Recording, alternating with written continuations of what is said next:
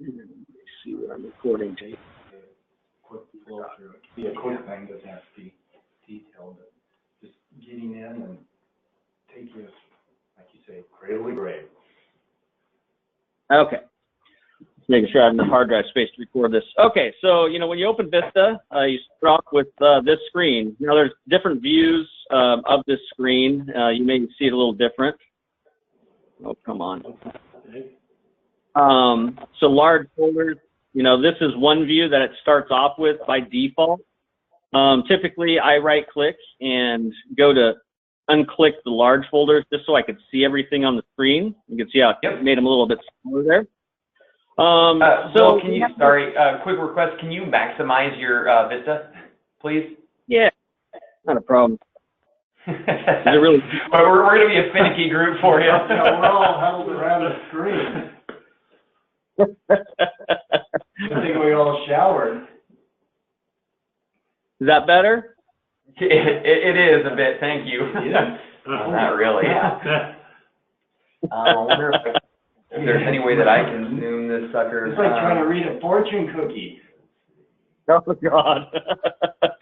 Well, for the sake of this, I could change the large folders if that helps. I mean, can you see those better? I mean, yeah, a touch. Yeah, I guess we can kind of go from there. Sorry, sir. Okay. So at the top of this, we have Auburn Mechanical Inc. here. I'm going to expand this folder. And on here, we actually can set up our own folder structure with our own programs in it. So, you know, for you guys, and this is a preference that I guess we need to talk about. You can see 18PO right here. Hopefully you can see it. And in here, this just brings over the whole purchase ordering module. It's got PO purchase order entry. I have all this PM. So somebody created this. It wasn't created by me, but maybe project management did.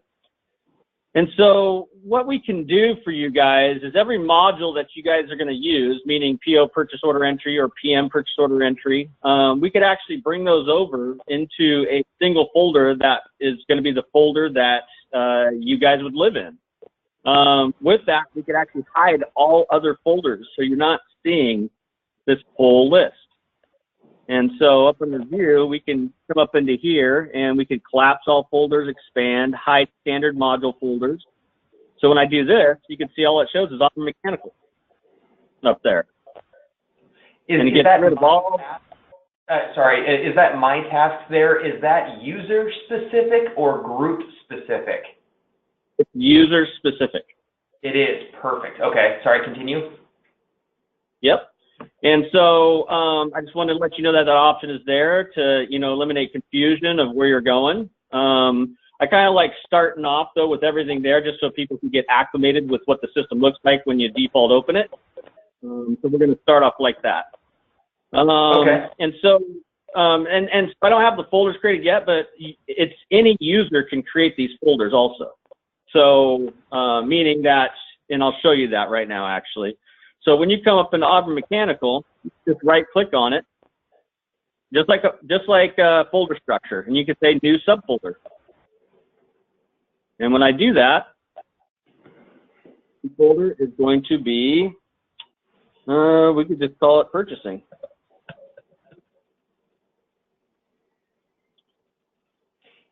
And again, when we're creating these folders, that one that you just created there, this is user specific. This is under your Vista now, or when you created that, am I also going to, when I sign in the next go around, have that on my screen? So you should have it on your screen too, because anything, so I guess I misspoke on that. So anything under Auburn Mechanical Inc. is going to be shown to the whole company.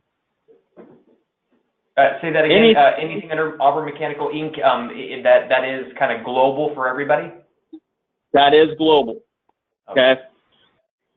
But if I come down to one of these other folders, which are module folders that come with the system, if I create a folder here, it is user specific. Okay. Now, I can make them specific to certain users even, if that makes sense. So it's sort of like a full gamut. It depends on what we want to do. So really, I could come in here, create a new folder, and then I can open it up just to the purchasing group through the security groups. Hey, Will? Uh-huh. To make things I'm trying to make things easier. To me, I'd rather find out the steps we've got to go through than spending the time to maybe create shortcuts at this time, because it's pretty easy for Greg and I to write down, hit Auburn Mechanical, go into 18PO, and then you can go ahead and generate from there. And then Correct. Down the road, we can fine tune to these files than spending the time now to create something that we think will save time, but might be just add to the confusion. I feel. What do you guys think? I agree wholeheartedly. I guess, that was a great explanation over the file structure or folder structure. The only thing that I do want to know is in that, or, in the Auburn Mechanical, I see that, project management and purchase order. What are the 2 or 3 that we're going to be living in, or is there more? That's really what I'm interested in too. Oh, gotcha. Yeah, it would only be project management and purchase order. It'd be these 2. Okay. Yep. And so the only difference is going to be where our materials are located, which is in headquarters, but I'm really going to limit access to that. We've talked about that before, about the specific nomenclature of items and their descriptions, Harrison codes, and stuff like that. Really, okay. I mean, your day-to-day, you're going to be living in this. This is your I guess, what you perform each and every day is these 2 folders. So. Okay. And that inventory folder, what's that one? Which one? Inventory. You don't have to worry about inventory. This is more of setup.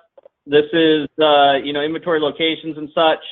This is how we set up the service and pure water inventory. Okay, sounds good. Yep. So we'll just start with project management. And so when I come into here, you can see these PM 1 through 6. So these were created by us. Typically, all you see under a folder when you start up the program from defaults is going to be programs and reports. Just these 2 folders here. So these would be all reports for the project management and all programs for project management. But Justin has created a buyout one. And so in this, it actually has PM material detail, PM purchase orders, PM buyout report, and PM interface. For you guys, I really don't think you're going to be using these, so I'm just going to start in programs. I really think we're going to need to create a folder with the correct programs that you're going to be using for receiving and everything are all going to be in one folder is what I envision. So, but, I'm not going to spend the time to create them now, but we will have that for you guys. So under programs and the project management, it's a long list. Let me change my view here so you guys can see it. It's the same thing as on the left side like I do where it showed large folders. Well, on here I could go to view, do a right click on this side and go to view and do large icon. Okay. So it's sort of, it's just like Windows Explorer. You could change your views to be, details, a list, small icons, large icons. So under here, under PM purchase orders, just double click on this and it brings you into that program. And so this is the one I was showing you guys the other day, how to generate a purchase order for projects. We're using PM purchase orders for everything that goes to a project, basically. So that's going to be, fixtures, equipment, materials for the project, all those kind of things. Roughing materials, pretty much the day-to-day purchasing. This would be the category we would be entering. That's correct. As long as it's AMS or specific job number, right? That's correct. Okay. That is correct. And so at the very top, the first column, or first field it starts in is the project.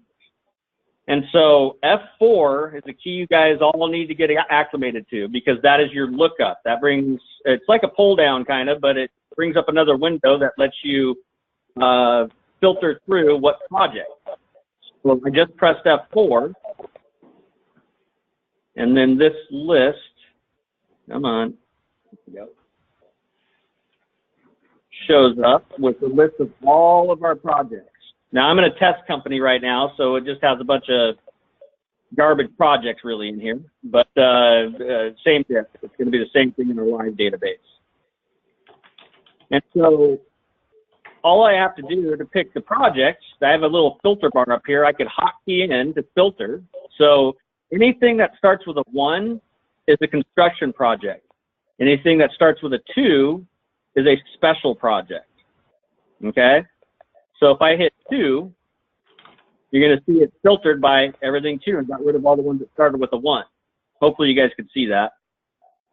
Yep. Okay, good. I'm taking your word.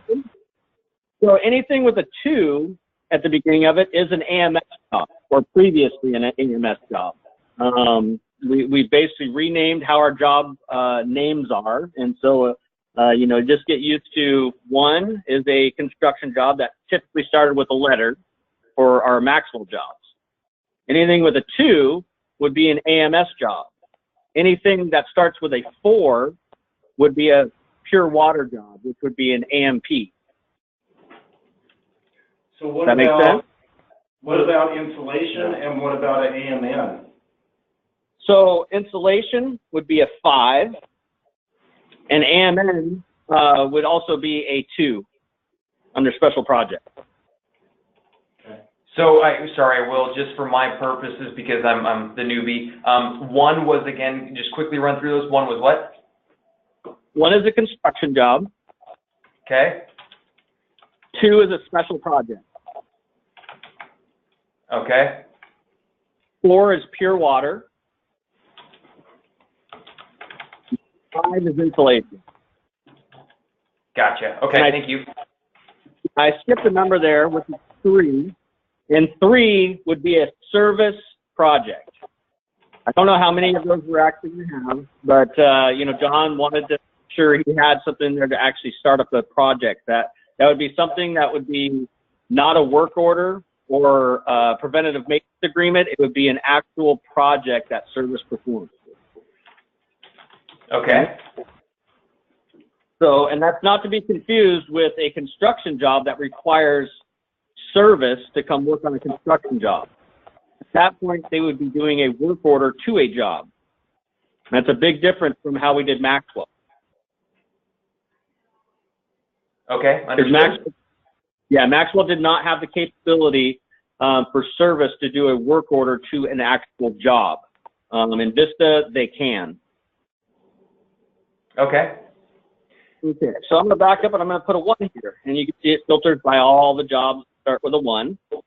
And so after that, number 1, the next 5 digits are basically the same as how our Maxwell job numbers were. They start with the general contractor's first letter, you know, A, B, C, D, E, F, G. So like G would be GLY and such. So A could be Anderson Construction. And then the next 4 digits after the letter are just a sequential number. Okay? But you have to have 1 to identify, or 2 or whatever, and then the job number.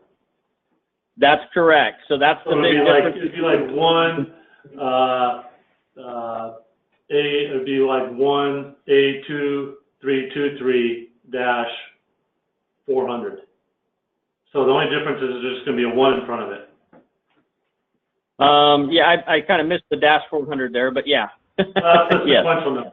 The dash 400 would be whatever sequential number it is, just like Maxwell has. Yeah, so it's actually the 1A and then 2323. So the 2323 is the sequential number. Okay, so because the 2323 is the number in Maxwell that they're given for like Bayview for Anderson, right? So that number's not going to exist. That's correct. So you can see Bayview Construction A2323 is Bayview Construction in Vista. The only difference is it has a 1 in front of it, meaning it's construction. Right, that's what I was getting at. Thank you. Perfect. Yeah, no problem. And then we used to have in Maxwell we also have you know, a dot and a 1 or no dot, right? And so that would be a sub job of a job. So That's what the dot and the 01 after it is a sub job of the 1A2323 job. So you can see up at the very top two lines here, I have the base job where we put a .00. So that would be the default for every job that we first start up, which is the main Bayview construction. You can see the job right below it is A2323.01, which is the Bayview-2 AHU retrofit. So it's a sub job or a subcontract of the A2323. Does that make sense? Yeah. Yeah, okay.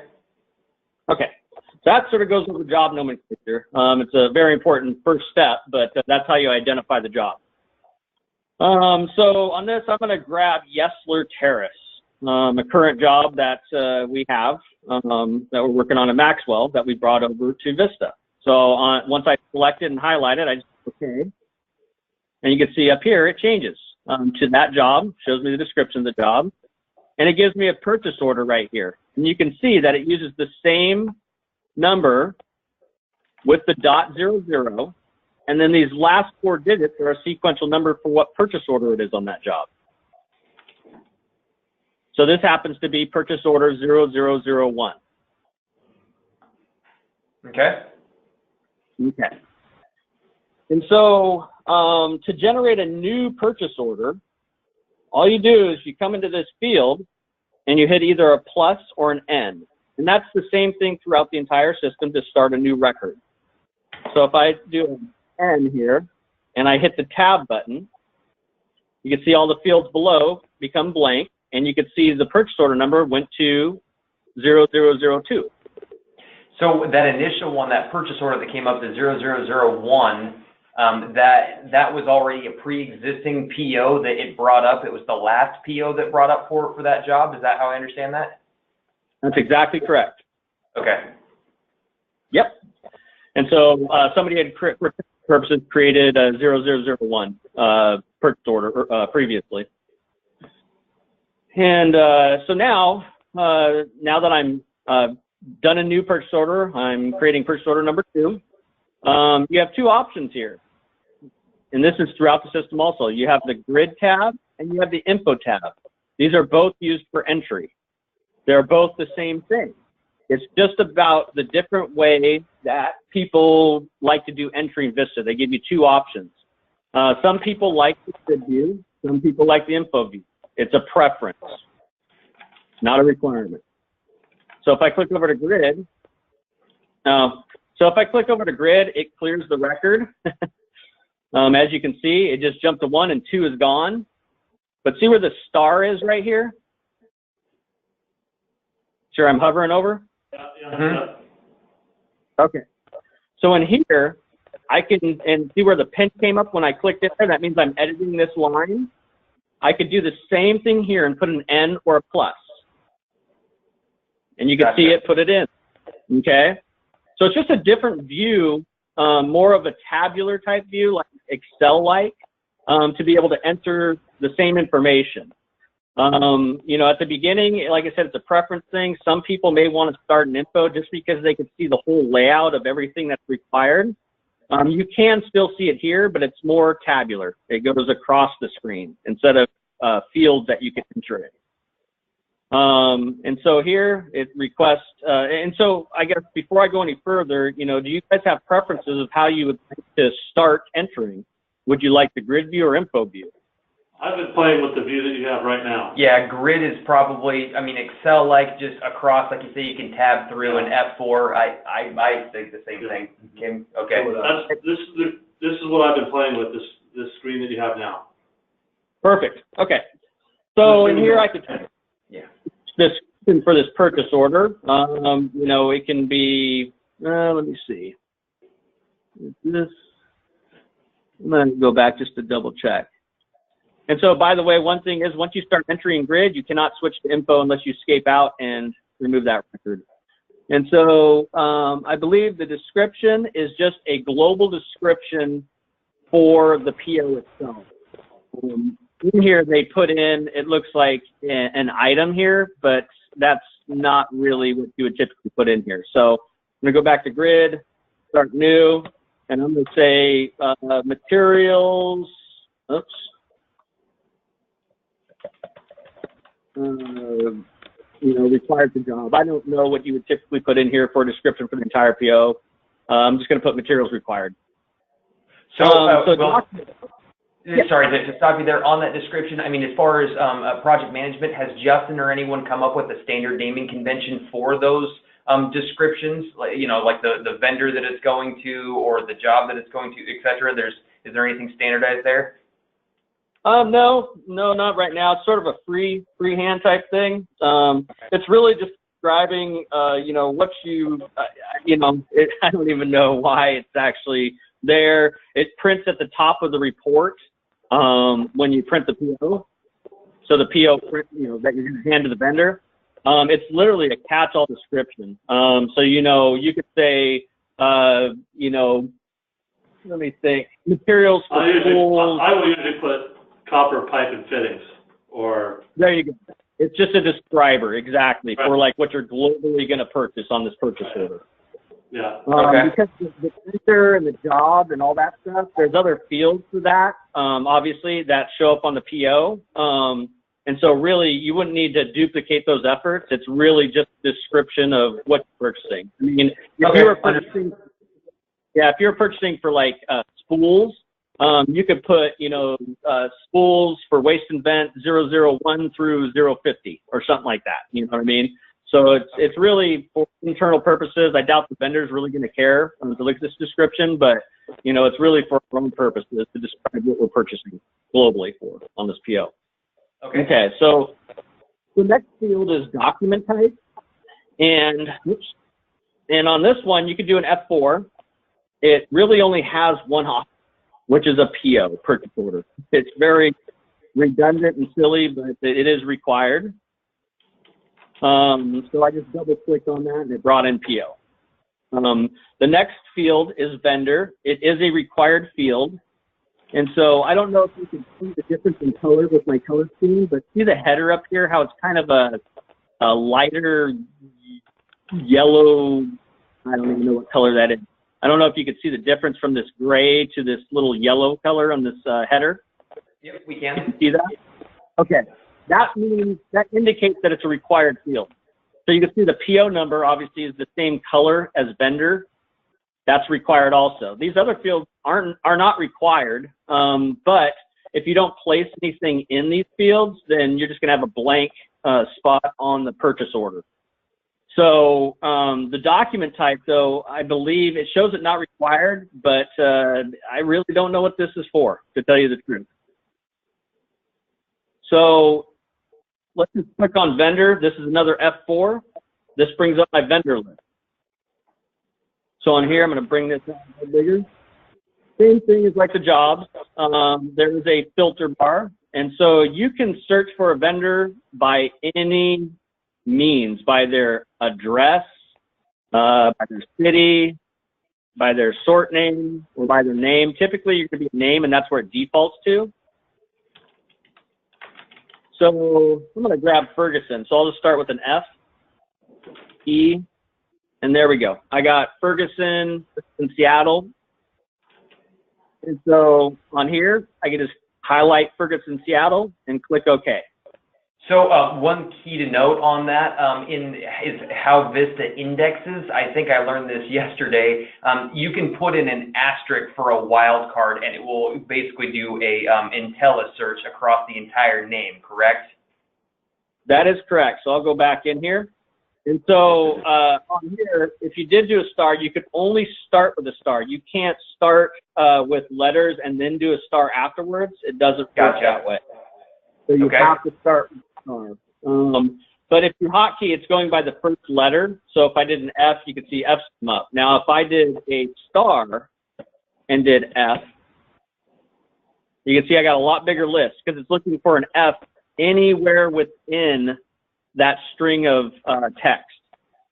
So right, and here, so probably not as important on the vendors because you can probably hotkey and get there fairly quickly. But in searching for products yesterday, especially for someone who doesn't know a lot about the products, that star or that asterisk came in very handy for me to try and hone in on a certain word I was looking for in the item description. So anyway, just wanted to throw that out there. Yep, definitely. So I'm going to pull in Ferguson, Seattle. And so you have your date ordered here.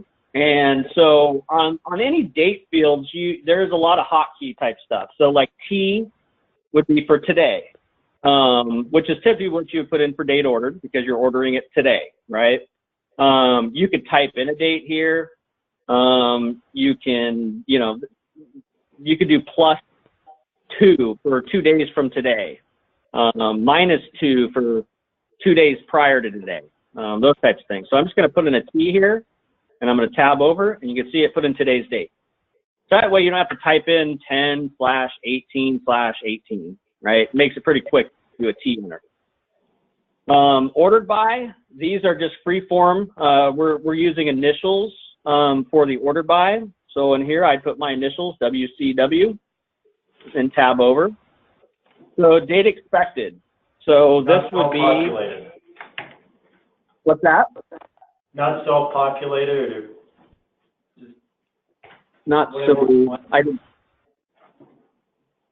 sorry, come again? So not self-populated, just I didn't know if we have a code for our names or not, or we can just use what we use in the past. Oh, so the ordered by? Yeah, no, it's not a lookup. It's not a lookup. It's a free form, so you can't do an F4 in there. It's just literally initials. Okay. So it's a 3-digit initials and everything in Vista. Do we want to stick with like all caps when we're doing stuff like that?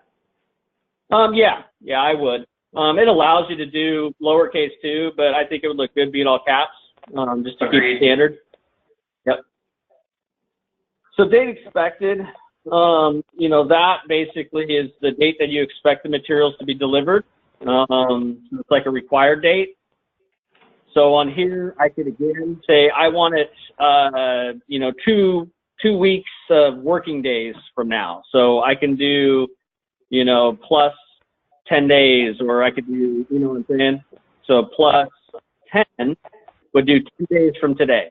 And you can see it put in there 10/28, because today's 10/18. You can always type in the exact date that you need. I just like showing you the shortcut keys, I guess, to get to things quicker.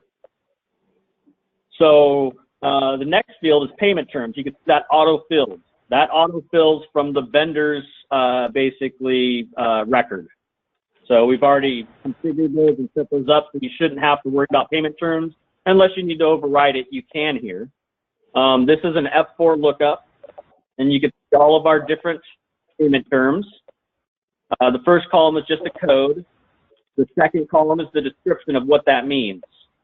So you can see we have a lot in here. 5th of next month, cash COD, pay when paid, all this stuff. So typically you shouldn't have to override these because our terms are usually kept with our vendors, I believe. You guys would know better than me. But we do have that defaulting. So hold code, we're not using those. Compliance groups, we're not using those. So you could skip over those. And from here, keep going over.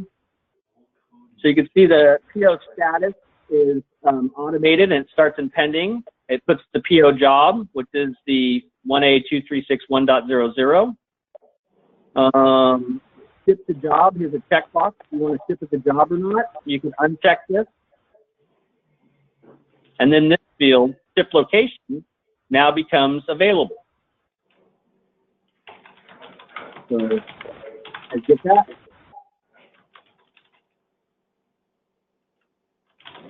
You there?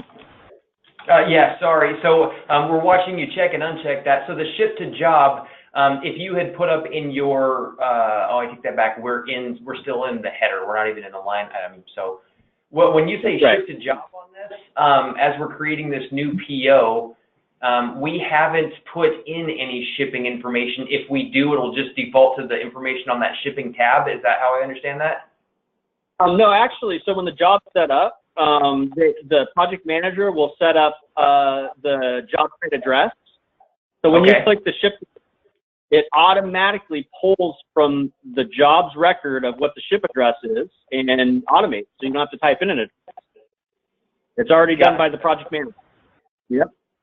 And so, but if we're shipping to not the job, we would uncheck that, and you come over to ship location. In ship location, it's another F4 lookup. And we put in some default addresses here. Fab shop or main warehouse are typically the ones you're going to use. We have will call in here, but we talked about not using a lot of purchase orders for will call. So really, like service warehouse and will call are going to be used for service mainly. Not to say that they can't be used for a PO, but it sounds like what we've decided on is, you know, to not use POs for will call, especially when we get certify up and running. So, but for now, I think the discussion is that we're not using will call on POs. Correct. So they will call in for those, and we're, you know, they're going to have to give us a job number and such. And I think we have some email chains about that prior. So if I were to select Fab Shop here, it's going to put in, and I'll hit setup here just to show you how it's set up for the Fab Shop. It puts in the Fab Shop address. It's already in here. So what we try to do is, you know, create these codes with these addresses already there, so you don't have to type in addresses. I mean, just saving time is what it is. Okay. So I'm going to tell them on this one, I'm going to say, let's ship the Fab Shop. So I'm going to click that. Okay. And you can see it put in Fab Shop. It filled in the address across here. So then we can skip those fields. We have to type in information there. So you have shipping instructions. If you have any special instructions that you want to put in here for shipping, you could put them in here. That's what this field is for. You have an attention to. Again, not required, but you could put in, you know, who's it attention to for the shipping. PO address sequence, not using that. PO address, don't need any of this. You can see it's all grayed out because we use the Fab Shop address. So it has payment addresses in here. That's all defaulted by the vendor. You don't have to put those in. And I think that's all the required information. Oh, no, sorry, requested by.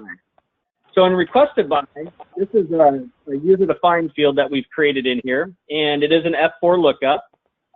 Let me hit this.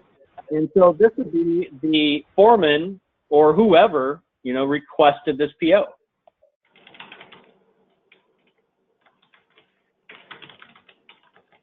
Let me know if I'm going too fast too, Jamie. If you're writing this stuff out, I could slow down.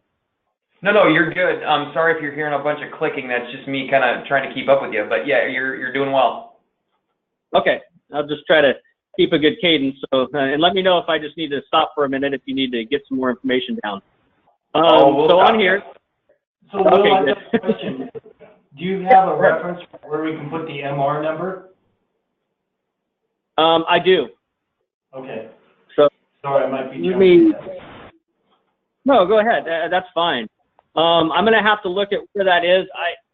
It might be that description might be a place to put it too, but I'll double check on that here in a few minutes when we get to the line detail. Yeah. And so here I'm just going to select for the,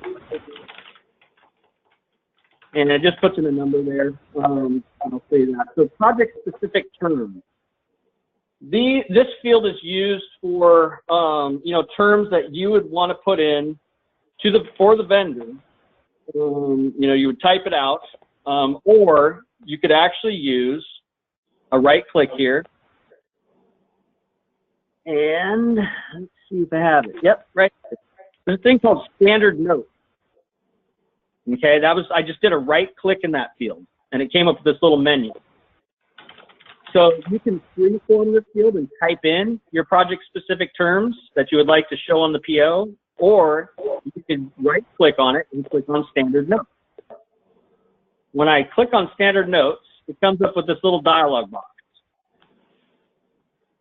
So in here, again, I could do an F4, and you can see it brings up a small list. We don't have a ton of them in there yet, but in the front, under the standard note, this is a code here on the left side. And so what I've done is anything that relates to a PO, I put a PO in front of it and a dash. Anything that has to do with service, I'm putting an SM and a dash. Anything that has to do with project management, there'll be a PM and a dash, and so on and so on, okay? So what you guys really need to remember is anything with a PO dash is made for purchase orders. So this one right here happens to be a purchase order notify 24, purchase order notify 48. what standard notes do is allow you to type out a long paragraph of a note and then save that note and apply a code to it for easy reference later, so you don't have to retype a bunch of times on a bunch of POs. Okay. And so we can create as many as we need for this. Okay. And so if I highlight this one and click OK, and click OK, you're going to see it put in notify 24 hours before shipment. So I could have typed that. Go ahead. Go ahead. That's probably more of a project management thing. If 10% down, prior to placement of order, please contact so-and-so prior to delivery for a 24-hour notice, right? Exactly. Yep. Okay. That's exactly right. And so, but it is an option that you guys can put in. What Justin has decided on terms for POs is we have a couple different reports, and I'm going to get into those in a minute. But the main report for mainly commodity items, it's going to use the project-specific term, okay? When we purchase fixtures and equipment, so, you know, large items like that, we actually run a different report for that. It's a specialty report, basically for special items, like fixtures is what we're calling specialty items. And with that, we run that report, it has a couple pages of terms, actually, that are auto-attached to the report. So you really don't need to use project-specific terms unless you have a certain small amount of project-specific terms, and you could still use it. But just know that, you know, when we're purchasing equipment and fixtures and such, and things like that, that it will have a couple pages after the PO, you know, printable PO page. It will have like 2 or 3 pages of terms. Okay. Makes sense. Okay. So one quick thing for you, Will.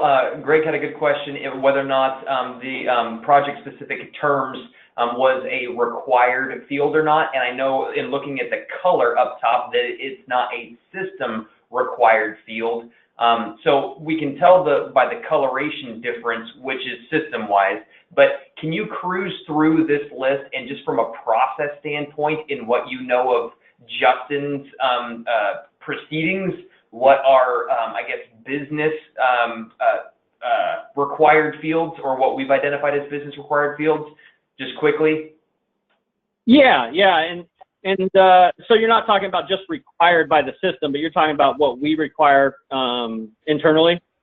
Precisely, yep. And I mean, just very quickly, I'll cruise down through the list and just to make sure that we're on the same page as far as what we deem currently to be the business required fields. Okay, and for that, what I'm going to do is I'm still on editing this record in grid view, so I'm going to click up on the next column right above it just to write that field so it completes it. Okay, and I'm going to go to the info tab so we can see it a little better. No worries. And then, so real fast on that grid, is that the one and only way to record that new PO record is to click up on the first, or is there like a save button that we can that does it, or you just click up above? Correct. So there's a couple different ways actually. So I clicked on the row right above and it auto saved. You see the pen went away and now it has a little arrow there. That just means I've selected this record, that it's now written to the database. Okay. On the last field here, actually, if I were to be in this field and I just tabbed over, it would save the field and go to the next record. Okay. I can also be in this record and see that little disc up here. I can hit the save button and it would save the record also. Okay, perfect. Thank you. Yep, not a problem.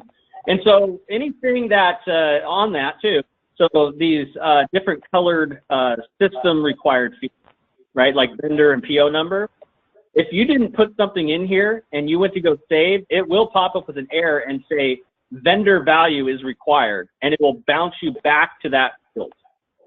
Okay. Until you put a vendor. Okay. So that's sort of the checks and balances. It makes sure that you fill out all the required fields before you can save the record. Okay. So now I'm going to go ahead. Sorry, just said sorry. Sounds good. Go ahead. So I'm clicking on the info field now, just so we can see everything we just put in here. So the required fields are going to be obviously vendor, description really, I would put something in there. It isn't the end of the world. It isn't really required, but I would just put something in there. What's definitely required though is going to be your date ordered, your ordered by, your requested by, your expected date. Payment terms are required, but they default in. That's it. So again, I've got description, vendor, date ordered, ordered by, date expected, and pay terms. And requested by. And requested by. Did I miss that one? Where am I at here? Requested. Oh, okay, sorry. Yep, I got you. All right, thank you, sir. Yeah, no problem. And so the requested by field, I just want to take note of this too. You can see how I put in the number here. Okay, when I go to the grid view, scroll over to that field.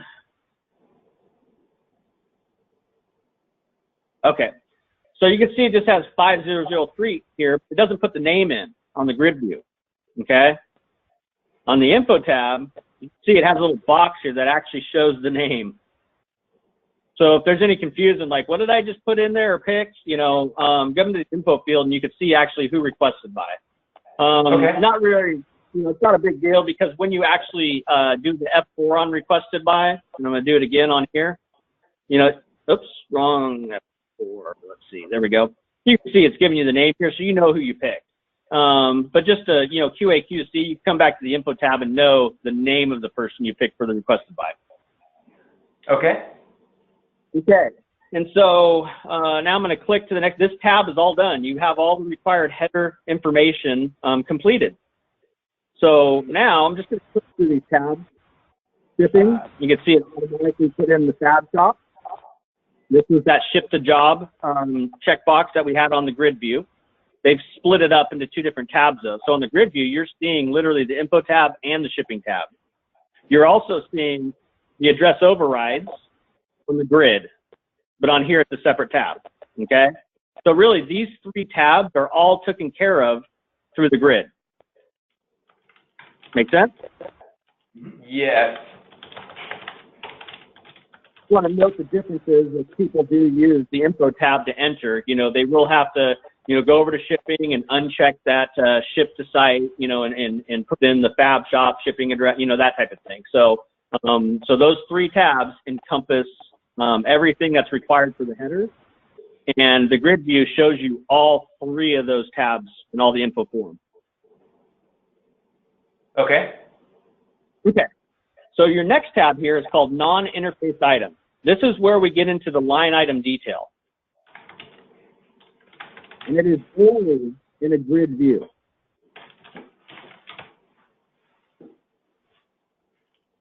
Okay? Okay. Okay, so when I come down here, you can see these are grayed out, so you really don't enter anything in here. These are automated. The first field or column that you click in would be item. Okay? And an item, just like we did for a purchase order, we could type an N or a plus. So I'm going to do an N here. And you can see that sequence and project automatically filled in. And I'm going to hit a tab. And all it does is it just sequentially puts in a number. Number one, item number one. Okay? Okay. Our next field is material. And so this is where it goes and looks to that headquarter material list, our global material list. Okay? And it's an F4 lookup. And this is the one where you were talking about using a star and such. It's that big list of items. Okay? Yep. Okay, so the first thing that I would always do when ordering material for jobs is go to category in the filter bar and type 8P, okay? What that does is it filters out all those service and pure water items, so you don't have to see those. Those are mainly going to be used for, obviously, pure water or service. Service mainly for work orders, pure water for pure water jobs, or preventative maintenance, or work order that's pure water. So, but for jobs, we will not use those items. We will use HP items. Make sense? Yep. And that stands for Harrison Publishing. Hey, Will, what does HP stand for? It stands for Harrison Publishing. Oh, gotcha. Okay, I should know that. And so we have, the filter bar up here gives us multiple column filters. So by doing HP, I know I'm only looking at Harrison coded items. So it gets out of that clutter. If I just went to description, you're going to get a mixture. If I didn't do that HP filter, you're going to get a mixture of service items and pure water items, and we don't want that. So we're just getting the Harrison coded items. So now I've come over to the description field, and here, like Jamie was saying, I could start with a star, or I could start with the first digit, right? And you can see the descriptions are all in a certain sequence, okay? And I'm going to give you guys sort of a decoder ring of how we developed our descriptions, okay? And so, these descriptions that are showing on the screen here start off with 150 or 250, right? And so those are just, the poundage of a Malibu black fitting. So I can also do star if I want to bypass the 150 or any of those, and I could start with, let's try NH.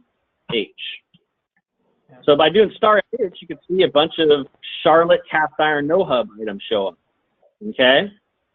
I can also do star. I'm going to back up here, so I'm doing star T. Let's see what it brings up. Nope, that's going to do that. TY.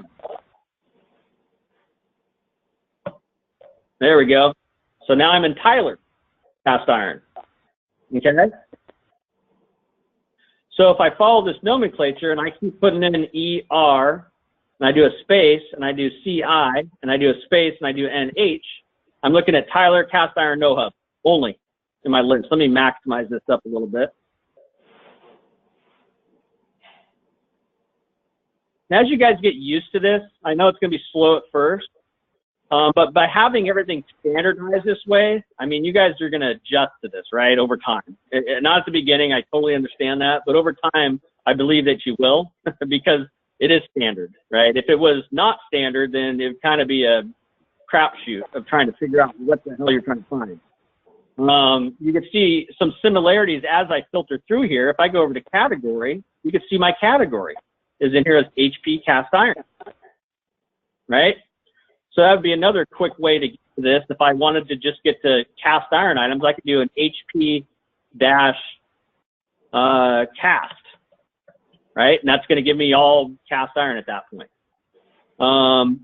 You could actually, what was I thinking? Oh, you could actually in this field too go star cast,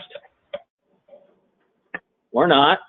But if you get your Tyler out of there, it should be right. Star cast. Oh, maybe not. Oh no, it should. That's kind of weird. It's the dash in there, so you'd have to do the dash. But I mean, doing an HP dash cast iron, I mean, I would just get used to doing the HP and a dash on everything and then just start hotkeying in something, okay? So right now I'm in Tyler cast iron no hub. And once I have that first string in there, I mean, you could just keep typing in here if you know specifically what you want by looking at the list down below. I'm looking down here and I'm looking, oh, cast iron no H combos. If I wanted to just filter by all combos. If I wanted to, do blind plugs, I could put blind. And so by looking at the list, it helps you with, typing in your filter. What you've done is limited the list to make it easier for you, but, use that as a guide also. So if I just wanted quarter bends, I could just type 1/4. Now I'm down to a really small list, okay? And you can also... Sorry, Will, and it has to be sequential like that, though. You have to have Tyler, CI, and H to get to just that and then quarter bend. You couldn't type in like an asterisk Tyler and then space bend, and it would bring up all the bends in there. If you wanted something like that, it would just be asterisk bend, correct? That's correct. Yeah, so okay. You only get one card, and it's only at the beginning, unfortunately. That was some of my major questions at the beginning, too. It's like, oh, I can't put a star afterwards. Are you kidding me? That sucks. And they're like, nope, you can't. Right? Just a limitation with the system. So It's always the first character has to be the wild card, which is the star, and then after that, yep, it is sequential. So yeah, if you were looking for, so instead of going to Tyler, let's do it this way. So if I do star, and I'm looking for a quarter bend, there we go. You can see there, I got ABS quarter bends. I got Charlotte cast iron no hub, quarter bends.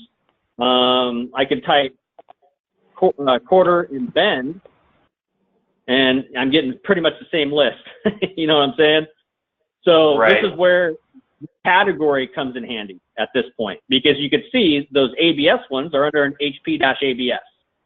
I got my HP PVC DWV. I got my HP cast iron. I got, you know what I mean? So, really it's smart to start with the categories. And, I'm envisioning maybe at the beginning that we just print out a list of all the categories for you guys that you guys could have at your desk that show the names of each category. And that way, what you're looking for. And like I said, you'll get acclimated to the category names probably pretty quickly after doing a bunch of these. Yeah, just from being the newbie, I'm already one step ahead of you. I've got a pivot table of everything already, down to no duplicates or short list. So I'll provide that to Kim and Greg. Perfect. I have a question. So what if I have 4 pages on an MR of cast iron fittings and cast iron pipe? I mean, do I have to go through do all this procedure through 60 items, or is that a lot of data entry right there? Oh yeah, man. Yeah, it's to say, there's no shortcut to that. On this format, it could take me 20, 30 minutes. So Will, I have a question. So if you, let's say you have a whole bunch of items in NoHub, can you highlight different items so that will auto-populate, or do you have to do it individually per line item? Per line item. You're kidding me. I'm telling you. So the thing that doesn't make any sense is, let's say you have an order of, let's pick the item you're on, the quarter bends, and you have, you should have 2, 3, 4, 5, and 6, or no 5, but 6. And you see that in the purchase order. You can't auto-populate those and then go back and re-enter the quantities. You have to accept 1.5 inches, get that posted, then go in, type in the quantity, go through the whole thing for 2 inches as well? That's correct. It's per line. So, but there is a light. There is a light at the end of the tunnel. Correct, Will. So, I mean, this right here is line item data entry from this. But the reason that we built out this database worth of materials, what I'm building in the MR document, if we can go upstream to the guys who are filling out our MR docs, all of these materials in our HP numbers will auto-generate, and there is an import feature where, say, 75%, 75 out of 100 lines all have the HP number associated. We can quickly populate a PO with all 75 of those. They'll go in all at once in the proper quantity. Okay. If you're talking, if it's all just one type. A lot of these MRs have 7, 8 different types, like Categories. Right, categories. So if you get NoHub, and then it's going to, you get to the next page, it's going to be via press fitting. If you get to the next page, it's going to be hangers. The next page is going to be, what we'll do out of those, again, 75%, 80%, let's call 80 items, if they are Viega, if they are NoHub, if they're whatever products, so long as they have a material associated with it, we can import that. So that is a question, Will, is, okay, so let's just say those 80 items that they are across multiple different vendors. When we go to put in that purchase order, is it building one purchase order for all 80 items, or do we have the opportunity to specify a vendor for each of those items individually? So, hold on. So what we're doing is walking before the run, right? So I knew this is doom and gloom and the long hand, right? So like what Jamie's saying is there's going to be better efficiencies as we build the system. Unfortunately, we haven't had a lot of time to get those efficiencies built into the system.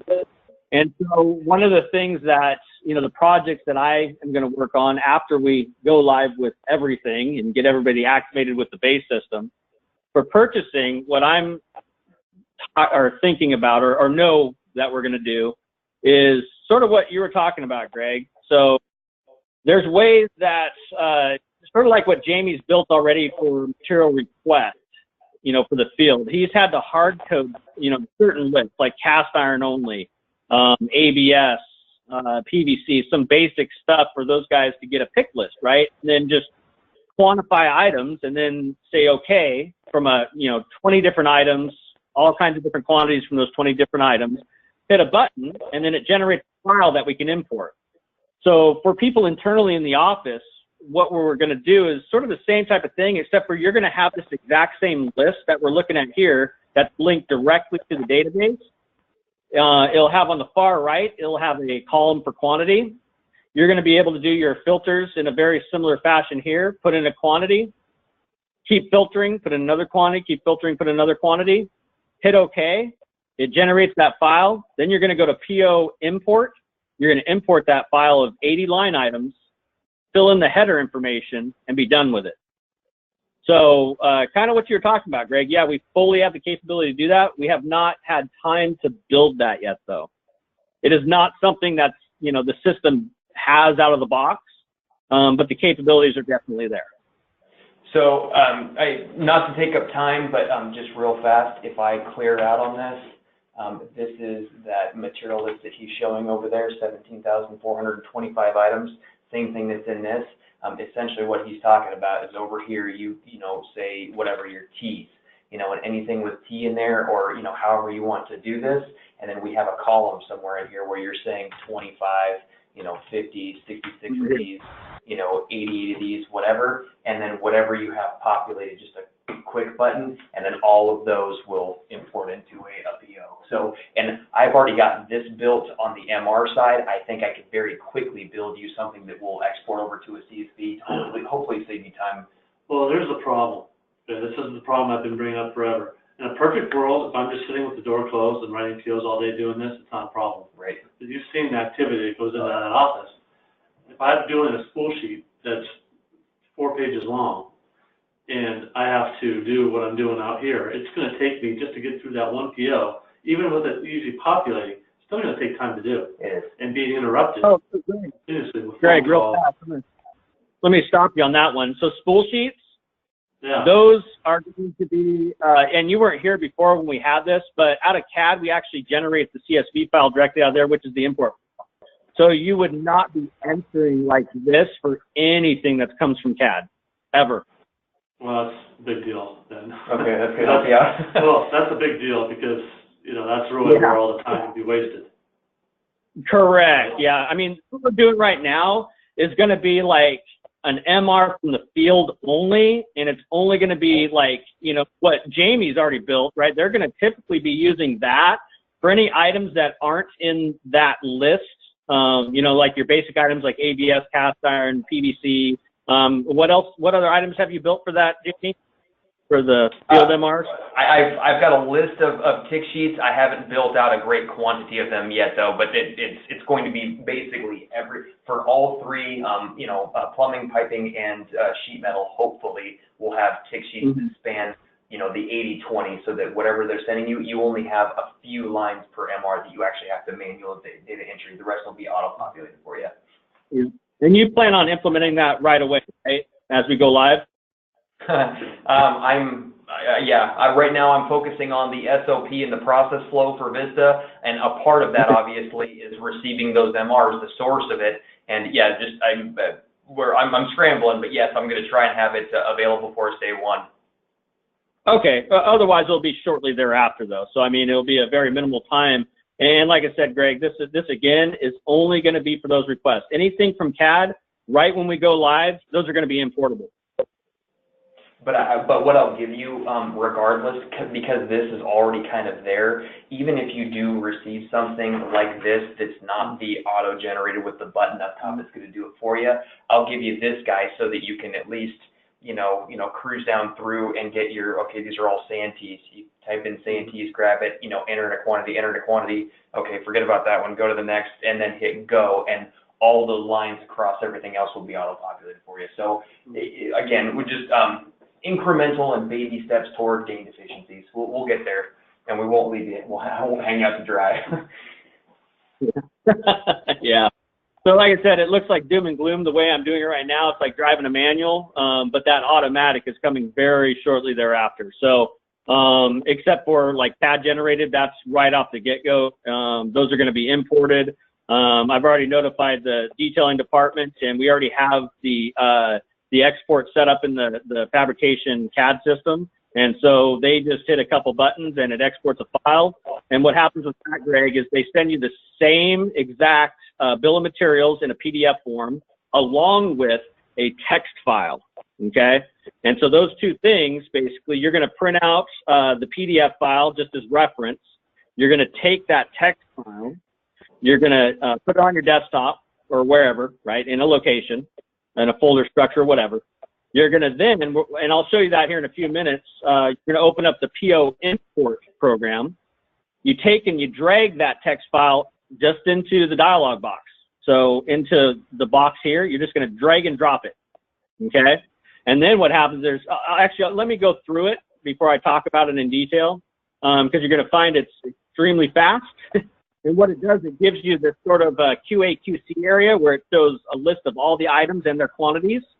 And all you're doing is you're looking at the printed PDF bill of materials, and you're just verifying. And after a while, you're not even going to have to do that because it actually has air trapping on it too. It gives you the ability to add fluff to like linear foot of pipe or add extra quantities if you'd like. And then you hit a button and it generates the PO. Done. So it makes it way quicker, man. For those 80 line items. One last thing on that, Will, and then we can kind of move on with the rest of the parameters here. You know, in that PO import, I know that you sent over that we needed the Harrison code and then the quantity associated. But a lot of these MRs that are coming in from the field as well as CAD, I assume that everything has to have a phase code associated with it.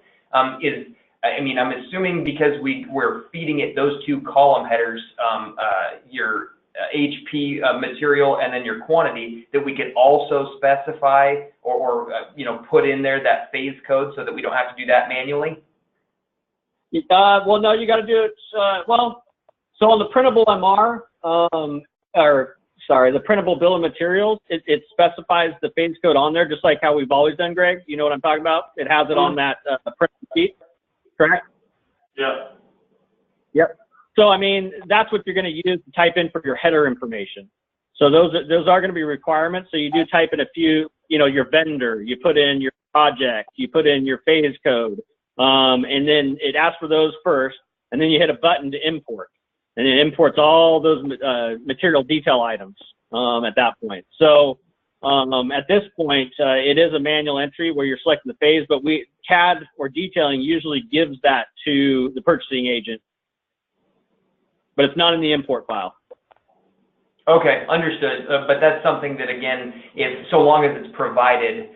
Yeah, I mean, I've got some other questions about that, but I don't want to bog us down here. Well, we can move on, and you and I can chat a little bit later on. Okay, sounds good. And so up here in the size, we haven't even gone to that field yet. So same diff here. I mean, I could go in and put 4 here, and now I got all 4-inch quarter bends. So we'll just do this top one. And this just reiterates, yes, this is one line item. You have an area for phase here.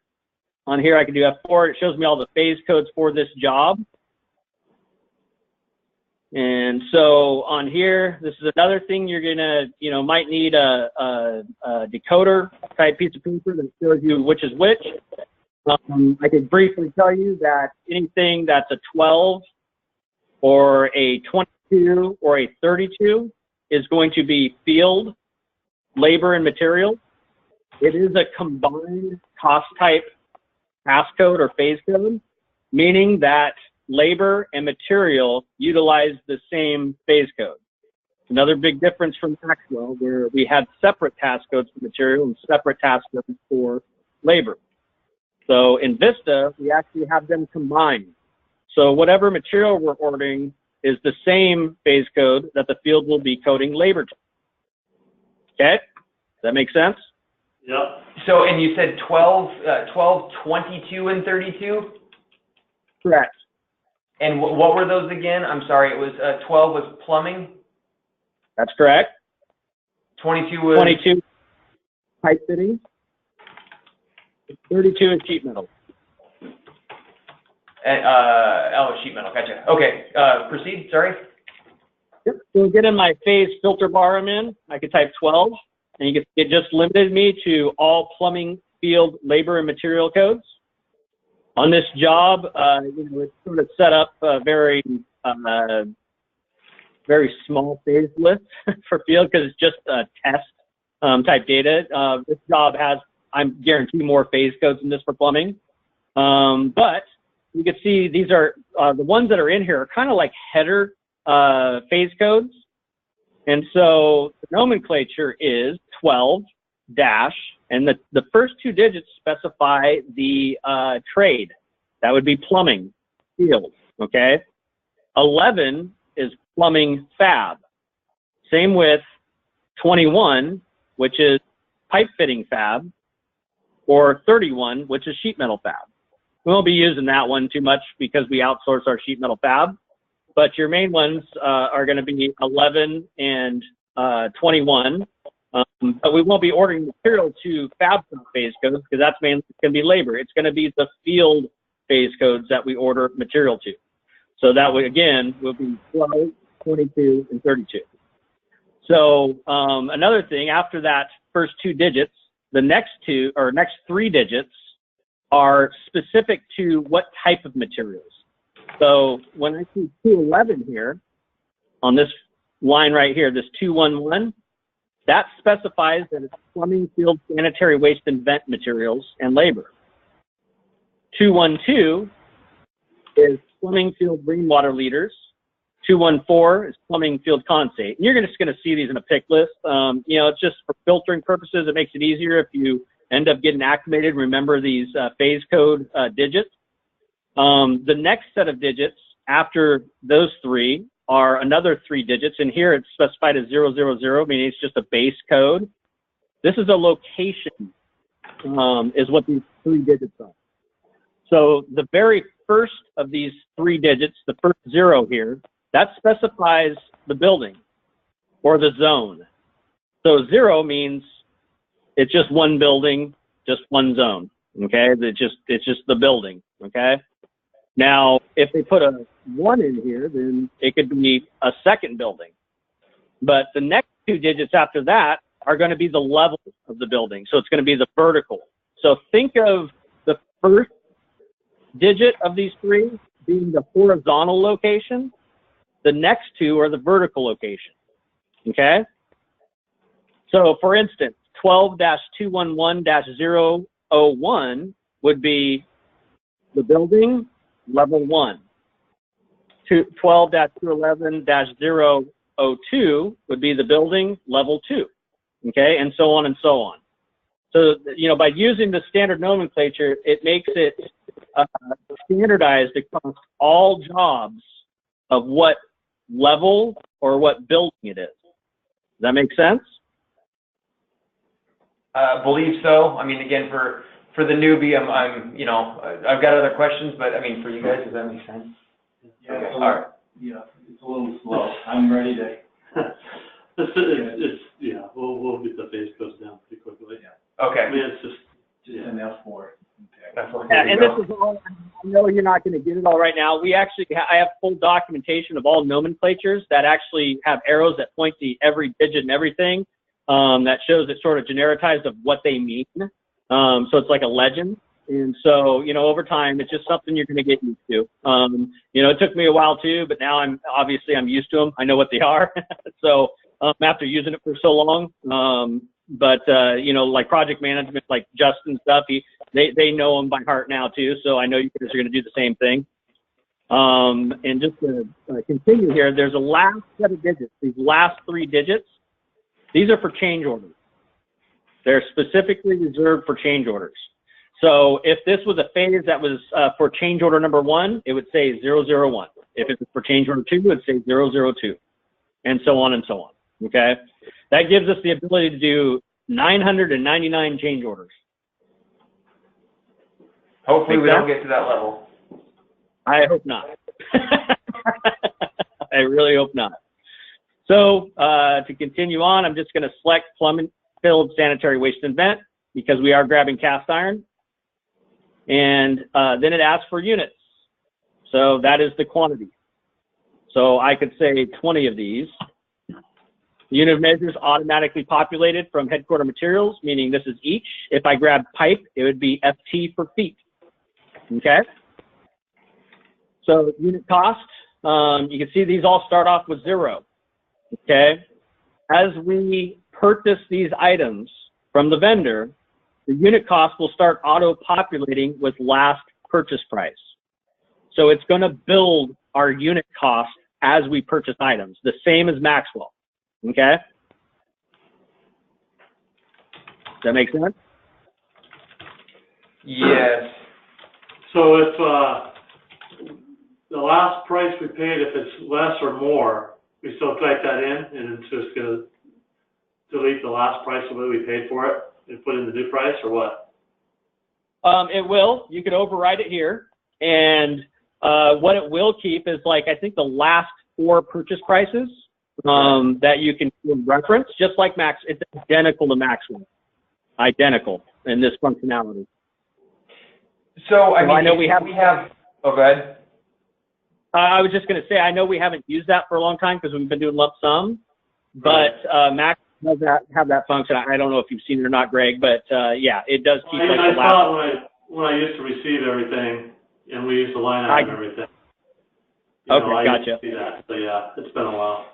So, okay. I mean, on that, I mean, our last 3 purchase prices, if we have from, say, Keller, protected pricing on No Hub, and, we buy, a 2-inch at the same price every single time, I mean, obviously the last 3 purchase prices are going to be our annual protection, so that should populate that price automatically every time and be accurate? That's correct. Should. Okay. Am I oversimplifying that, or is that? No, it should be the same every time. I mean, obviously when you're line item things out and you're seeing a discrepancy in price and it's from the same vendor, that's where you raise your flag. Gotcha. Okay. Okay. Sorry, not to box down. It just keeps the history, Jamie, but it is the last time you purchased it is the price that populates here. So if it did change from the 3rd time you purchase it back, you know what I mean? That will change to, it's the last in, first out is what it's called. And so it'll be the very last price will populate here. The last price that you received an item. So it has to be received to be able to put it into history. Okay? And is there any flag when that changes? Not in this screen. There probably, I think it goes by a date. And it's in a different screen. I actually haven't even seen that yet, but our consultants verified and told me that yes, it does keep like the last 4, and it is the last purchase price that shows up here in unit cost. So there's I need to talk to them to figure out where it is, to where, like, if I were to select an item, it might be under the headquarters, and I could go there in a minute, but it will show like the last 4 purchase prices and the dates that those were purchased. Does that make sense? Yeah, so we can quickly go to there, at least see 4 columns worth across a couple different dates, what our purchase prices were, and anything we have price protection on, doing a quick if then, or, if then, and if there's any discrepancies, call and start having the conversation. Otherwise, we're good to go. That makes sense. Thank you. Yep, that's correct. Yeah, and so, in future, I've talked many times about this vendor materials, right? And we're not going live with that right off the bat. It's something that I do want to go live with, though, within the first year, and that would be getting vendor-specific materials with the vendor codes attached to those, along with our associated codes. And then at that point, we can actually use lists and discounts to populate these prices depending on the vendor that we pick. And on there, also, we can plug in price protection per job of what we protected those prices on per job. So will I be able to, in the short term, issue a PO, send it off, and then when I get to confirming, can I go back in and then start line iteming them out? Or do I have to do it all right there before I send the PO out? I guess I would have to, wouldn't I? Yeah, I think the consultant said what if I don't know the price right off the bat? That's the question right now. It'll come up as a zero cost, right, on the PO, and that sucks, right? So, I mean, it would be nice if we could get something in there. I know it's going to be cumbersome at the beginning, and I haven't really figured that one out yet, Greg. Actually, what we can do on that, because I don't have pricing, Right. and Maxwell's not calculated with current pricing, so.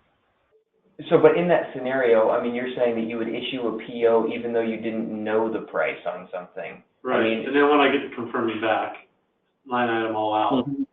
Gotcha. So I mean, because you'd be issuing, like, right now, if it were a lump sum, you just gave it to them a verbal of, Greg, and then they came back to you with the confirming, you would be putting that in after the fact anyway. If you issue a PO at a zero cost, wait for the confirming, do you have to, I guess, reissue that purchase order to them with the correct pricing? That was my question. Would, if I just issued the PO, would that PO number be saved? And then send it off, get the pricing, go back into that PO, and line item it all out. Gotcha. Just to get the material order, get the confirming back, then line item it all out. Yep. Yeah, I mean, there's a material requisition on here that you could send out to before generating the PO. Works sort of the way that you get, just a confirming back on it, and then you can issue the PO at that point. There's a couple methods there we can use. But I know right now, since we're doing lump sum, I mean, how do you come up with the total price? You do the confirming, right? That's correct. So it'd be just, the only difference would be, is I just, instead of like I do now, I send off the PO, get the confirming back, put the lump sum dollar amount in, unless I'm breaking it out for passcode, right? Yep. And then it's done. But this way, I could at least get the material ordered, get it shot off, and then when it came back, line item it all out for the history, and then. Yep. You know what I'm saying? So I wouldn't have to sit and type in a bunch of stuff and then, then send it out, and then when it came back with pricing, I have to go back in and price it. Correct. And you can come back to this PO, and just like where I'm at right now, you're going to have all those line items on there with zero unit cost. You can come back in and plug those prices once you get the confirming back. Yeah, so one way or another, it has to be line item. I would say, if you do it up front, send it off to them, and once you get your confirming back, then you'd have to quickly key it in. The question would be is whether or not the vendor is going to make you send a subsequent PO with the appropriate pricing on there. Yeah. Okay. I mean, I could always send it out as a bid, and then when I get the quote back, type it all in, and then send out a PO. I could do it that way, I guess. Yeah. Just an extra step. Yeah. Because then I'm waiting for them to send me the bid. 2 hours could go by when I could have already sent out the PO. You know what I mean? Right. So. Okay. We'll have a further discussion on that. Sorry. We'll go ahead. Okay. So I'm just going to plug a price in here now. I mean, $4.55. I'll just put in, and you can see it does the math against the 20 units and puts in an amount there of 91. So on here, you have a PO change order number. Skip over that because unless you're issuing a PO change order, which I don't think we're going to be doing at the beginning, you could also see that there's a required date per line item. Now, if you leave that blank, it's going to use the header information for the required date for all the items, right? And that's typically what we're going to do. I don't think we're going to specify a required date for certain items in an 80-item list, but you do have the capability to do that. I would say for right now, you would leave it blank and just use the header records required date. Does that make sense? Yeah, so we'll use the header record if not overridden, okay? Yep, it's just an override is what it is for that one item. So meaning that, say you have the required date to be, 10 days from now for this entire PO, and I'm saying, oh, this one item I need like tomorrow. You could put that in, but it would be for that one item, and it would just show up on the PO that way. I don't know if that's work out with your vendors, but, you do have that capability. So also this is all per that one item right here. You can see it's got the tax type, tax code, blah, blah, blah, blah, blah, right? On here, let me go up. So there's a full, I don't know if have you seen the PM purchase order SOP yet? Do you guys have a copy of that? We do have a copy of it. It was sent out yesterday to the entire team, and I've had it for a day or two since you sent it to me. Okay, perfect. Because that goes over all the required lines. I think Justin down there put what lines you skip, all that type of stuff too. So I don't have it in front of me right now, but anyways, that's what it'd be. So here's a requisition number per that line item. Don't know if he has that as required in there, but it is, again, per this line, not the entire PO. So I don't think we use it for the line item. Receiving, you can see defaults as checked. You're just going to leave that alone and keep it checked because we're going to receive all these items.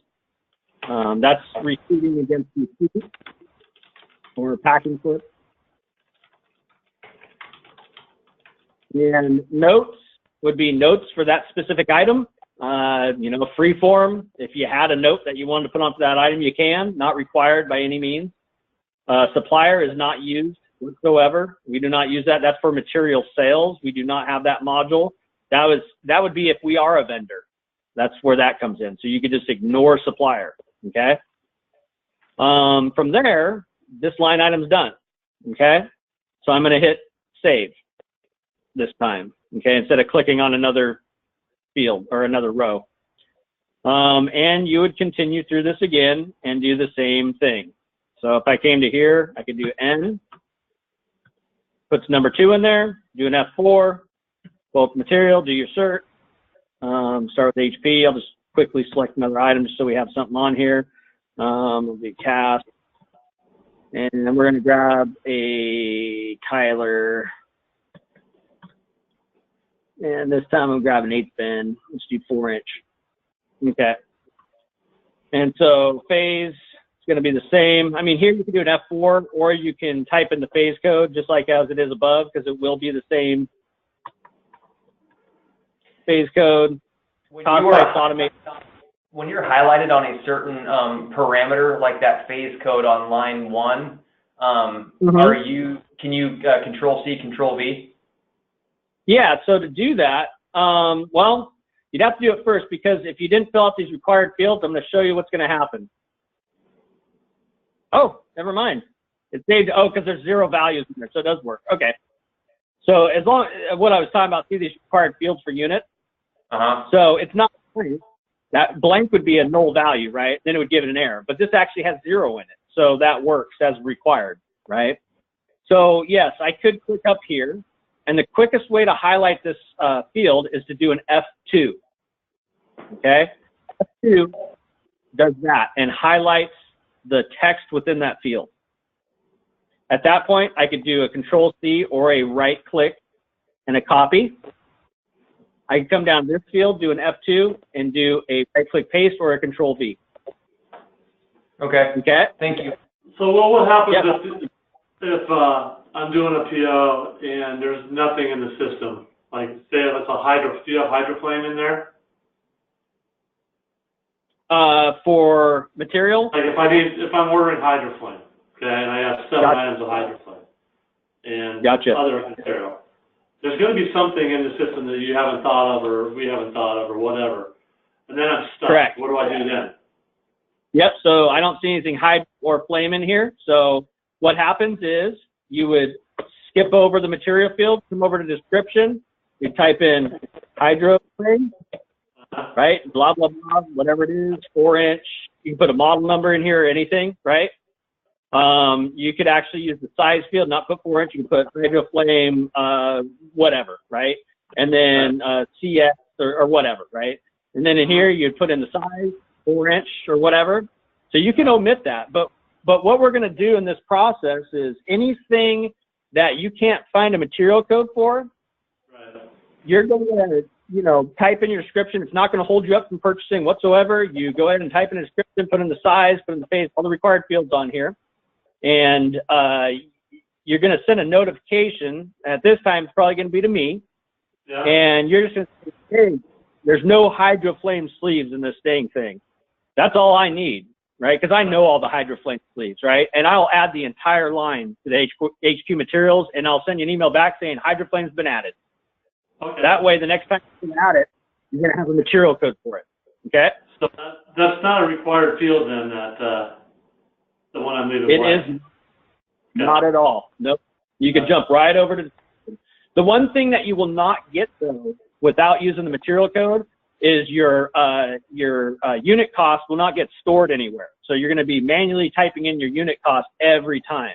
If you have a material code, after I create the HydroFlame, let's say, and I create a material code for it, you put in that material code, you put in that unit cost right after you're confirming PO, and the next time you got a last in, first out price. It stores it, okay? It requires a material code to store the unit price. That is the main thing about the material code. Okay? Well, now you need to know you need. Go ahead. So now you need to know you need to add. Yeah, I'm going to take a note of it right now. So on that though, I mean, the HydroFlame is going to be, you know, something that we're going to get added in. I mean, for any other item though, the 80/20, that's going to be the process. You'll get your item in there, skip over to that item description and key in some other item, and then continue on with your different fields, and that will go into the system. And then to your point, a week or so ago, we'll get in there and look at all of those quote unquote non-stocks or item or non-material code items and see if there's anything that we want to add. That's correct, yeah. That's sort of where I wanted you guys early, but I know you're busy, you know, just to search through items and let me know. And I know you let me know like Mega Press, you know, wasn't in there, Greg, at the very beginning, quite a while back. And so I added that whole line. You know, there was quite a few that I did add in from what you let me know that you couldn't find. HydroFlame wasn't one of those, but I could add those in pretty quick. So in these kinds of items, because they're Harrison coded, you know, I could add it. I do an import, so I export it from Harrison, you know, change the descriptions up to meet our nomenclature, and just dump them in, and then you'll have them all. Okay. Sorry, I know that we have a short time left here. I don't want to bog us down. So basically, this is just a rinse and repeat process for every line item that we want to add onto a purchase order. That's correct. That's correct. And so I'm going to tell you one thing. So that phase isn't populated. I was going to go up here and do that copy, and you can see what happened. Phase value required. So that would be pretty tough to copy now that I don't have a phase in there. So you know, at this point, you either got to do your F4 or just type it in the same, and then you're good to go at that point. So again, this doesn't have any unit of measure because it's not in the material list. Right now, it's saying lump sum. You could put in a total, but you know, you want to put in a quantity here. So you actually have to change your unit of measure to an each. To do that, you can either type in EA, or this is an F4 lookup, and it has all of our units of measure. I mean, we got squares, sheets, I mean, rolls, quarter, all this crap, right? Your main ones are going to be each and feet for the majority. You may have some that are, you know, cases or whatever, right? So just letting you know that that is there. Once I do populate this with each, you're going to see that units becomes a field that's available to type in. I'm going to put in, well, I'll put in 20 here. Put in a price of $2.55, and it just, you know, goes through its whole thing. One other item to note, you know, I don't have any fields way over here that really I need to populate. So really, once you've entered in these items right here, you're done. I mean, you don't have to go through the whole thing like I did on that first line. You can hit save at this point and go to the next line, okay? Just to make it quicker. We also have the capability to rearrange the columns. So say if there was a field that you need to fill out that was way over here, we could actually come in and go to view and columns. And this is per user, not globally. And you click unlock column order. And at that point, I could come in here and rearrange stuff just by holding down and moving it around. Okay? So this is another just efficiency thing to where you could, you know, make this happen pretty quick by just putting, you know, your 4 or 5 fields that you need to fill in, and that way you don't have to scroll over. Okay? That'll be a one-time thing. You do it once on any program and you're done. Okay? So at this point, you know, this is non-interface items. We put them in. You have this tab here for interface items. There's nothing there. Workflow history, you know, change order distribution. Really, all you're doing is to these interface items. What they have set up in here, and I think it's just because it's me logged in, I have to talk to Justin about this because he set up this workflow. You can see down below it says approval required. I don't think that you guys are going to be part of that approval required process, so he needs to set you guys up to be a higher level of this, can be the approver. What happens there is that you will be able to come up to file, not file. No, it's not here. I can't see it. It'll just, instead of saying submit for approval, it'll just say approve down here, this button. Okay.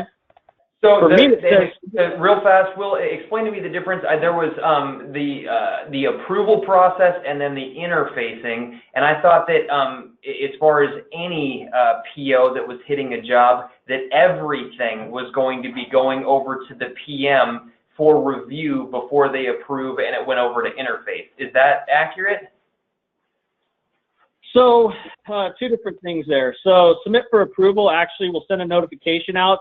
The people that interface are accounting, okay? And so it's kind of a double-edged sword in a sense, because when they create a job, it needs to be interfaced by accounting, meaning they have to go through and verify that everything's correct and validate it when they create a job. When it comes to a PO, it's a little bit different. Really, Justin didn't want accounting to have to interface their purchase orders. So we kind of turned that off for interfacing, because why would accounting review a purchase order to make sure that they filled in all the pertinent information? They would have no idea, okay? So they're two different things. So interfacing and submit for approval and interfacing is completely different than the PM basically viewing the PO for, other requirements, like to approve it. Okay, it's a totally different thing. Interfacing means it's not real in the system until accounting comes through and says, oh, yep, I QA'd it and I QC'd it. Now I'm going to interface it, and it sends a notification back to the PM saying it was interfaced. They're not doing that for POs. They're doing it for job creation and stuff. So what Justin has done is turn that off for just POs. So down here, he just has approved, right? And it just approves the PO to be sent through. The PO spending limit is a different thing than interfacing. PO spending limits is a threshold that he has allowed for PMs to go through a review process to view every PO that comes through. Now, that only means, and Justin could speak more to this, he's the one who set all this up. So he set up threshold limits, like $100,000 for project engineers, let's say. This is an example, right? Anything that's $101,000, that would have to go through an approval process to the PM. The PM would then look at it and say, yes, I do approve this PO for over $100,000. Does that make sense? It does, and I think I recall those thresholds from an earlier meeting. It was $100K for PEs, it was $500,000 for PMs, and PMs, would that kick up to Justin at that point, or would it kick up to Greg or Kim, to review that before we issue? I would have to see what he has set up on those reviewer groups for that threshold. I'm not sure who he has it bouncing to. If it goes to Justin or Greg, I don't know at this point. Yeah, I mean, I would refer that to Justin, and he could speak better about that. Like I said, he's the one who sort of manages that and set all that up. I haven't been involved too much with that. But I just want to know that it is completely two different things, okay? So the interfacing thing is one thing, which is more of an accounting QA/QC. The PO threshold limit is more of a workflow for, boy, they're spending a lot of money on this PO. I want to look at it as a PM before it goes out. And then a PM, they're spending even more money. So maybe Justin wants to look at it before it goes out. Understood. Okay. So I know that Greg's got to get out of here, but well, this gives me enough to play with for now, Will. So I'll spend some time playing with this, and then if I have any questions, I'll get with Jamie or you next week. Before you get out of here, just for the last 3 minutes of this, if you think that you can achieve it, Will. Okay, we've added all of our lines, and now we're going to basically send this thing off. The two questions that I have for you I know that up in the options reports, you know, we can print a PO from there, or you've got your little send thing there. What is the preferred method, or what have we set up or agreed upon that we're going to do to get these off to a vendor, and why? Yep. Okay. So Justin has set this up as a create and send document. Okay. So that is this little envelope here with the pin. Okay. We do not use this up here. You're going to see there is no report. It's just a PM buyout report. That doesn't mean anything for a vendor to see. Okay. So what happens is you come up to this little envelope and you say send document. Okay. Come on. There we go. And so over here in the document source, there's a pull down here. We're going to select report. And then the document, there's a bunch in here, but really the two are the ones with the AM after it. So you can see this is the one I was talking about earlier, the specialty one. That one is for equipment and fixtures only. That has the 3 pages of terms and conditions to the vendor. The other one is our normal one for commodities, like pipe fittings, hangers, sleeves, and such, is going to be this PM purchase order form AM. You click that, okay? And then on here, you can then view the document, okay? I'm going to flip over to a tab here, though, called Message. It looks just like Outlook, okay? And so on here, you could put in the vendor here. So I believe in our live environment, this actually auto-populates with the vendor's email address automatically in the toolbox. You can CC anybody, the PM, whoever, right? Just so they know, get a confirmation that you sent out the purchase order to the vendor. You can type in, you know, need confirming, you know, like what Greg was talking about, or, you know, here's the PO for blah, blah, blah. You can type it. It's just like Outlook, right? It's an email. What's neat with Vista is, since we're doing it within the Vista system, it actually tracks that email and tells you that you sent this to this vendor, okay? Instead of just being in your email somewhere in your sent items. It actually... Will it show a receipt or something? What's that? Will it show a read receipt? Yeah. Yeah. And so, I mean, as far as this email from Vista, Will, I mean, does this somehow tie into our Outlook? Or is there a way that we can get a distro list so that whenever we do issue purchase orders that it ties into our Outlook somehow? Well, I don't think it ties right into our Outlook. At this point, you could blind CC yourself if you'd like, and then it will come to your Outlook or CC or whatever, right? What this does is actually holds in the system and actually attaches to this job the email record and everything, and fully keeps track of it within the Vista system. So you really don't have to go back out to Outlook if you didn't need to. And so what it's going to do, I'm going to view the document. Another thing here, you can add attachments to it. So if you wanted to just attach the bill of materials from CAD or any other documents, you could drag and drop them into here. It's just extra attachments besides the PO report itself. If I go in here and I hit view document, oh, I got to put a name in here. Let me just put myself. Oh, it won't come into our Outlook, so it's going to go into where? So that's what he was saying is, so that when you create that report and you hit send through Vista, it's actually being sent from Vista. And so, you know, I guess that my question, and I think that what Greg's getting at here again is, once this is sent out by Vista, I mean, I'm assuming it's coming from, you know, Auburn Mechanical, you know, or Vista at auburnmechanical.com. It's not necessarily coming from Greg. It's just coming from the system. How do we know, or how do we get a response back from our vendor that they have received this, and we get our acknowledgement back from them? Gotcha. Let's check. Or if so they're missing half the order, they don't have it, right? Gotcha. Yep. Let's look. So I'm going to hit send on here. I'm sending it to myself, and we're going to look at my Outlook to see how it comes through. And we'll also see it attached to this too, and that sort of that whole gambit here. So now I come in.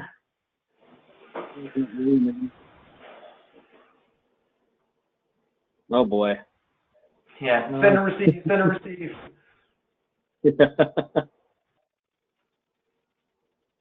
Gotta go around the world. I did this the other day, and it took probably a solid 5 minutes for it to land. Okay, so I'm just going to minimize this real fast. We're going to look at this. And so under here, there is view-related items. And there is none. Where does it put this damn thing? In the transmittal. As far as the purchase order? The email itself actually will get stored in here too. I don't know if, I think I have to approve it. That's the problem. But I don't have those options. Because what it will typically do is come into related items, and you're going to see the email right here. And if they reply right back to that email, you're going to see the replies in here also. But what I want to check is in my Outlook to see how it comes through. Did it come through as me? Does it know it's me that sent it? Or does it send it from a generic, like you said, viewpoint at Auburn Mechanical? It's kind of what I'm looking for here. You're supposed to know these things, Will. What the hell? Come on, man. Yeah, I guess if it goes to David's viewpoint, how does if the vendor has a question, how do they know who to call? Actually, let me pull up my email because I sent myself one the other day. Let's see here. Yeah, where is this going to be? It's probably going to be in my completed. And I think I'd probably be safe and just CC myself. That way, if there's any. There. Oh, there it is. Yeah, it'll come from you, Greg. Okay. Perfect. Yep. So it doesn't come as some weird generic viewpoint, so they know who it is. It's going to come from Greg, just out, and they can reply right to it and everything. So, yep. So when they reply, then it'll also probably, if you hit reply to that, I mean, it's going to come back to you in your Outlook as well as in Vista, right? That's correct. Sweet. Because as long as this doesn't change right here, this is the subject that ties it. Okay, that's awesome. Okay, so that create and send, you now have it. So at that rate, I mean, as far as the submit for approval and then we send off our PO, that's kind of end of life for our process in that until we go into receiving. And again, I know that we're at the we're at the end of our session here. So I mean, in the essence of time and everything, the last thing I wanted to ask you is, are you going to have, you said that you're going to be working with accounting over the next couple of days, when can we reconvene to talk about receiving and then switch gears over into the PO module for expense type items that we need to direct John and Chris to go through? Yeah, to the PO purchase order entry. I'm hoping, let me look at my calendar here. Let me get here. I'm hoping next week, like on a Monday or something. I'm hoping I should be back. I will be back. Let me check here. So get out of my filter here. Okay.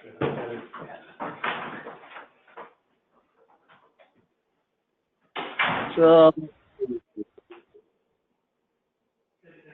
yeah, I mean, I'm hoping Monday at some point. I'm going to be busy this weekend porting all the jobs in. Justin's working on right now. He's already sent me something. I got to get in there tonight. I'm hoping to be complete with those this weekend. And then, the 22nd, I'm hoping. Okay, sounds good. As far as the cutoff in POs, I know that we said, the 29th, that, any new POs are going over to Vista. Are we going to be migrating any of our purchase orders from Maxwell over to Vista? Not that I know of, no. Okay. All right. I've got a few other questions here, but again, I know that, we're at the end of it. Okay, well, so you said Monday or Tuesday? Yep. Preferably Monday, I hope. So actually, I'll send out a meeting planning for you guys. Okay, if you would, and I'm Monday morning. Is our Monday morning meeting canceled again? Do we know? Monday morning.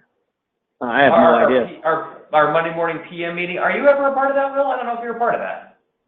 No, I don't know. I don't show up for that. Okay. So from 7 to 8 Monday morning, I think I'm occupied, but outside of that, I'm available. And if you can just, I guess, take a look at my calendar and maybe Greg can send out something for another 2-hour session. I think we should be able to answer all of our lingering questions at the end of that 2 hours, and we'll be good to go. Okay. How about the same time, like 9 to 11 or something like that? I could send out, and if you guys can't do it, just send me back a reply or something to switch the time. That will be fantastic. And you, like you say, you'll hopefully be in. And do you want me to, or do you want to like reserve upstairs or the brass room or something? Yeah, I'll reserve the upstairs room. Okay, perfect. Will, I can't thank you enough, man. Seriously, just your dedication is spot on. Thank you so much. And yeah, we'll reconvene on Monday. Sounds good, man. I appreciate it. Yeah. Oh, hey, lastly, can you send me this video? I can. I will. Beautiful. All right, sir. Yeah, outside of that, that's it. I'll start steaming away at my side of things, and we'll get going. Sounds good, man. Thank you. Thank you. Bye-bye.